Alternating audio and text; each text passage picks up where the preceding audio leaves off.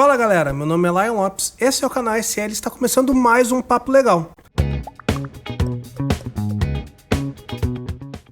E o nosso assunto de hoje vai ser sobre como nós fazemos as nossas contratações. Nós estamos numa série aqui de vídeos do Papo Legal, então a gente está testando o formato, vendo se o pessoal gosta, como que tá a performance. Então se você estiver curtindo, deixa aqui seu comentário, curta o vídeo, né, que isso são indícios para a gente saber se a gente continua ou não. A gente teve um pedido aqui nos comentários de como são feitas as nossas contratações e como são as etapas de contratações que a gente tem dentro do escritório. Então vamos lá, pessoal. No início, né, a gente não tinha etapas muito bem definidas de contratação. Eu basicamente confiava muito que, no momento de fazer a entrevista eu vou conseguir identificar se a pessoa é a certa para a vaga e tudo mais. Depois de um tempo eu comecei a perceber que esse formato de contratação era um erro, porque a gente tende a ter mais afinidade com pessoas que são parecidas com a gente. Então, no momento que eu fazia uma entrevista, eu teria mais afinidade com pessoas que teriam um perfil semelhante ao meu. Mas não necessariamente aquela vaga que a gente está contratando, a pessoa tem que ter um perfil igual ao meu. Em muitos casos, o ideal é que ela não tenha um perfil igual ao meu. Então eu percebi que primeiro eu precisaria definir qual é o perfil de profissional que eu preciso para aquela vaga que está aberta e a partir daí ter um processo seletivo para isso.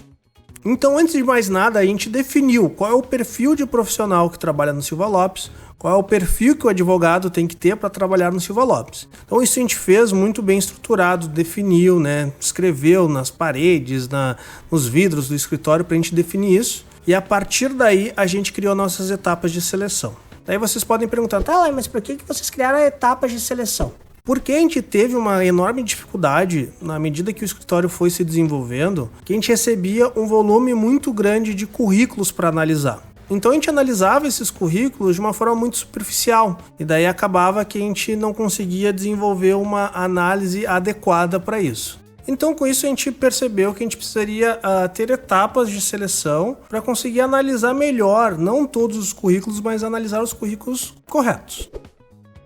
Então hoje, num processo seletivo nosso dentro do escritório, a gente recebe aí entre 125, 150, algo em torno disso, de currículos por vaga. Então a partir do momento que a gente definiu qual é o perfil de advogado, de profissional que a gente quer trabalhar, a gente criou 3 etapas de seleção. A primeira etapa de seleção é uma prova. Então, antes mesmo de alguém conseguir nos encaminhar um currículo, ele tem que fazer uma prova. Então, a gente definiu uma prova e essa prova foi muito bem escrita para a gente verificar todas as habilidades que esse advogado tem que ter. Então, primeiro ele faz essa prova e somente depois de fazer a prova é que o advogado consegue enviar o currículo. E assim nós limpamos aqueles currículos de pessoas que não querem trabalhar diretamente conosco, mas sim estão buscando somente um emprego. E não tem problema nenhum nisso. E daí somente as pessoas que acertaram entre 90% a 85% da prova é que a gente vai analisar os currículos. Então a gente consegue filtrar todos aqueles que acertaram menos do que 85% ou 90%.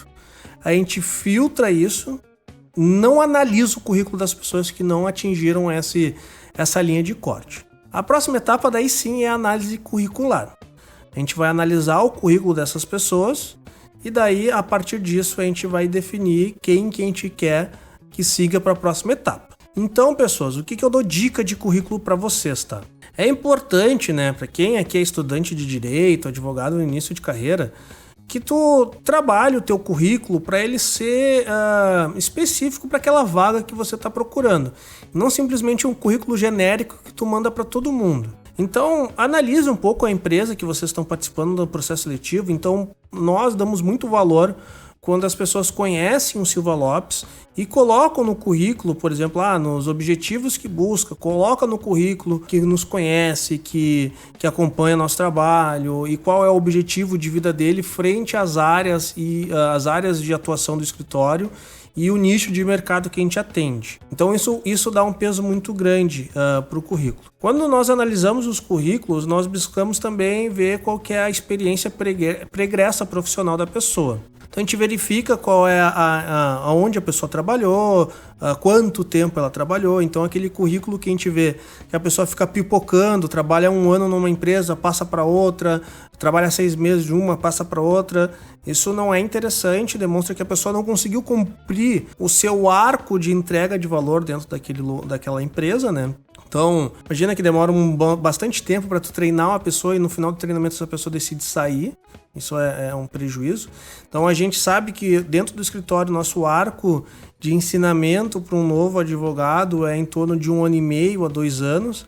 Então, imagina que a gente precisa de profissionais que vão ficar com a gente mais do que esse tempo para que ele consiga realmente entregar valor para aquela vaga que ele está obtendo, né, profissional que ele está obtendo dentro da empresa. Então isso é importante. A gente, claro que adequações e estudos acadêmicos são importantes, mas isso para as vagas que a gente contrata, a gente só contrata advogado júnior, porque a gente contrata advogados júniores e treina eles para eles serem advogados sêniores dentro do escritório.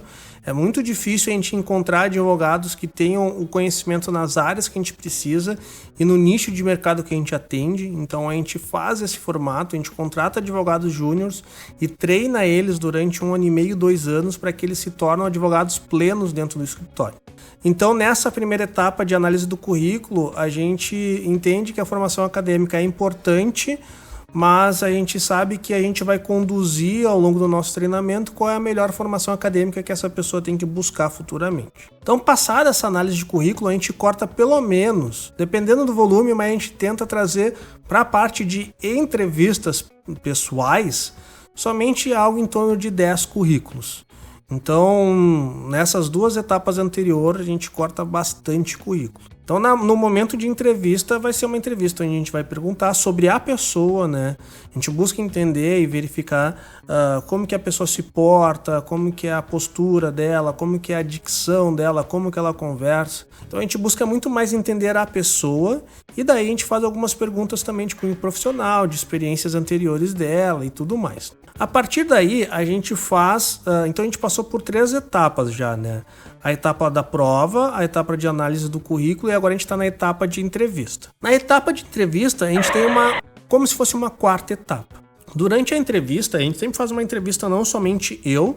Na verdade, eu pouco participo das entrevistas hoje em dia. Então, quem participa mais hoje em dia são outros advogados. Grande parte é a Dani, por ser chefe de operação. Então, nessas entrevistas participa pelo menos 1 ou 2 advogados. A gente combina entre os advogados que estão fazendo a entrevista um sinal. E daí, basicamente, esse sinal é para um comunicar ao outro que algum deles tem interesse que esse advogado foi bem na entrevista e quer que ele faça uma redação. If anything goes wrong, make a sound like a dying giraffe.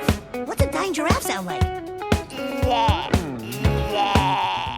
Então, no final da entrevista, a gente conversa com o advogado, né, com o candidato, fala, foi legal, foi bacana, e a gente quer que tu faça uma redação agora. E a gente dá uma redação na hora, um tema de redação na hora, e a pessoa tem 20 minutos para escrever uma lauda. Então, um verso de folha, uma lauda, sobre o tema que a gente trouxe. E daí não são temas relacionados a jurídico, são temas relacionados ao nosso ecossistema, ao mercado que a gente atua. Por quê? Porque a gente quer saber se a pessoa, primeiro, ela entende e está por dentro do que está acontecendo no ecossistema de tecnologia. Segundo, a gente quer verificar se a pessoa sabe trabalhar sob pressão. Então, a partir do momento que a gente fala, tem que entregar agora uma redação em 20 minutos, a gente quer ver se a pessoa sabe trabalhar sob pressão.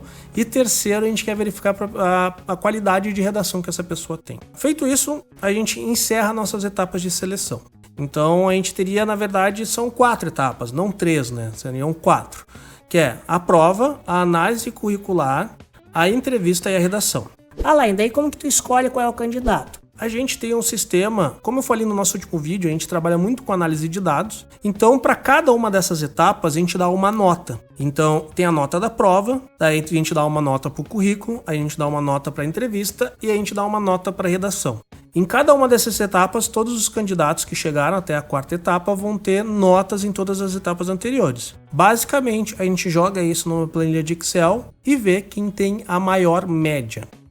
Quem teve a melhor média, a maior e melhor média, é o candidato que a gente vai contratar. Então, algumas vezes a gente tem até mais empatia na entrevista com um candidato, mas nas etapas anteriores ele não performou tão bem e ele acaba ficando fora. Então a gente tenta tirar um pouco dessa pessoalidade, da empatia que a gente vai ter com o profissional e tenta trazer algo mais objetivo, algo mais data-driven. Como eu falei no último vídeo sobre como a gente toma decisões, a gente toma as nossas decisões baseadas em dados. E no momento que a gente faz a contratação, continua o mesmo formato.